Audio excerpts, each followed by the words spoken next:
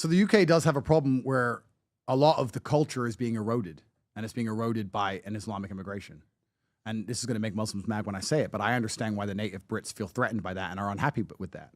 Any Muslim who is not outraged by the crimes committed by Muslims is part of the problem. The Muslims who complain that Islam is hated in the West, they're making it worse by sticking up for grooming gangs and serial murderers.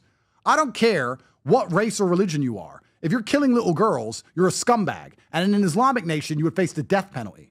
So I don't care if it doesn't make me a real Muslim for that. I look at some of the tweets. Here's a couple of the tweets that you had for people reacting to you because you were going strong to what was going on in UK. And you said, if you don't believe in the way the system that UK has, get out. I don't care who you are. Correct. You were very clear about it. Correct. You were very thorough about it. Correct. The response came back to you from the Muslim community, and it wasn't pretty. They were attacking you, right? Yep.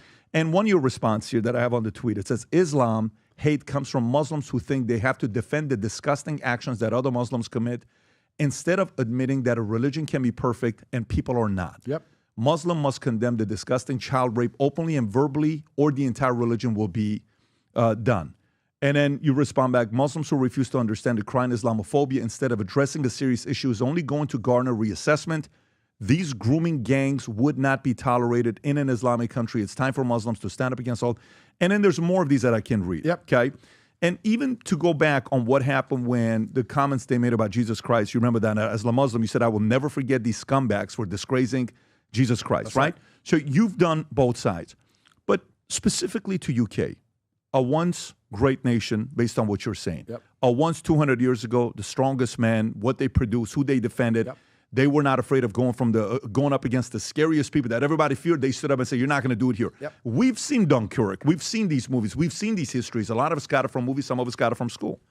How much has your opinion changed since now you've been a Muslim now for what, 2 years? I want to say 2 years, 2.5 years, something like that.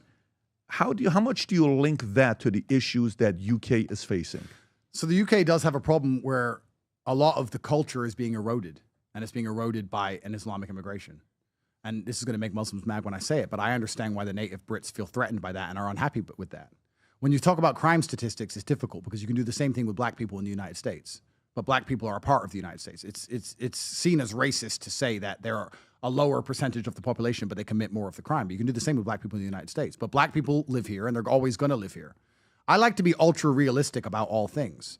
And I like the idea of Britain retaining its culture and feeling like England. A lot of the stabbing that happens in the UK isn't from Muslims particularly. It's actually from Christians from Africa. A lot of it's third worlders. A lot of it's black youths inside of London who do most of the stabbing, the majority of it. So I think we have a huge disconnect here that we have to discuss.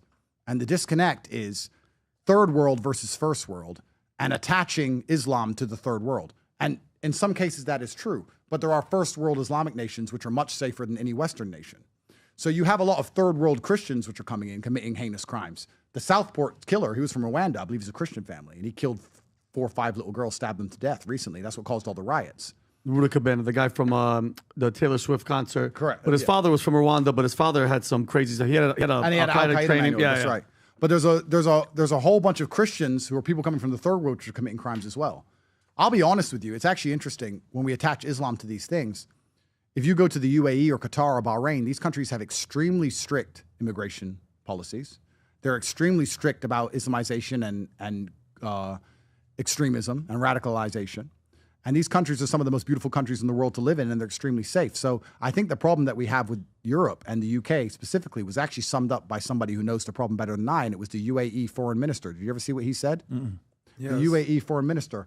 Find his video where he talks about the Islamization of Western nations. And he's saying that you're allowing extremism to foster in your countries because you think you know Islam better than we do. And we don't allow these ideologies in our own Islamic nations, and you're allowing them in the West. And you think you It's right there. Let's play this video.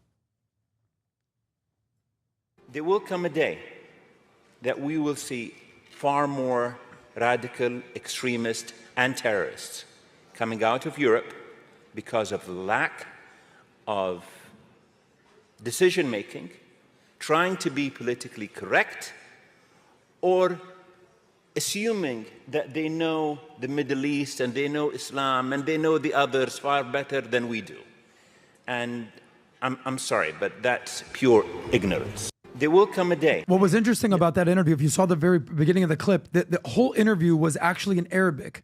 And he was going to say that, and he goes, no, I'm actually going to say this in English. Yeah, that's right. And she's like, no, it's okay, we'll translate. He goes, no, yeah, I want to say this in English. Yeah, so... what do you think about that message? Well, you could say he's not a real Muslim. I guess that's what the Muslims of Great Britain would do, because they said that to me when I said that any Muslim who is not outraged by the crimes committed by Muslims is part of the problem.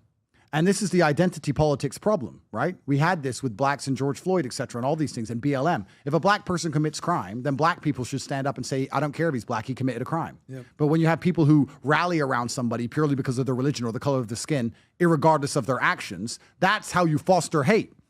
If you want to give racists what they want, and I'm part black, part white, if you want to make white people hate black people, all that takes is for black people to defend a black person who breaks the law. Now they're like, well, all you black people are a problem because this guy was a criminal and you're sticking up for him. So what I was saying is that the Muslims who complain that Islam is hated in the West, they're making it worse by sticking up for grooming gangs and serial murderers. I don't care what race or religion you are. If you're killing little girls, you're a scumbag. And in an Islamic nation, you would face the death penalty. So I don't care if it doesn't make me a real Muslim for that. I don't care. But I will be honest. I'll be very honest. What he said is extremely interesting. Because when I say these things online, I get no pushback and no hate from the Gulf Arabs. I get no pushback and no hate from the first world Muslims. None of that. It's only from the extremists. And the extremists are all living in Bradford. They're all living in the UK. It's really interesting that the most extreme points of view I get for the things I say about Islam are from England. It's never from the Islamic or the Arabic world. I saw another really interesting thing, actually. I'd like someone to find it. It was a post I saw on Twitter from a Pakistani guy. And he said, I'm from Pakistan. I live in Islamabad. And I was recently in Birmingham. And it felt more Islamic. And it was more backward thinking than anything you would see in Pakistan. He said, Islamabad is a far more liberal place to live than Birmingham, UK. He's saying the Pakistanis who are still in Islamabad are less Islamic and less extreme about things than those inside of Birmingham, UK. So you can have a conversation about all of these things. It's a long and detailed conversation. It'll get me in a lot of trouble. And as I'm only 2.5 years into Islam, I don't know all of the ins and outs. There's other people who know it better than me. What I will say is that I believe every country and every race, every identity has a right to their land. I believe that. I believe that the British people have a right to have an England for British people that feels like England. You can argue what a British person is. Perhaps the definition may be slightly changing, but you would argue that Great Britain has a Christian heritage, and I don't think there's anything wrong as a Muslim to say that Great Britain is a Christian country. It's always been a Christian country, and it should remain a Christian country. I believe that.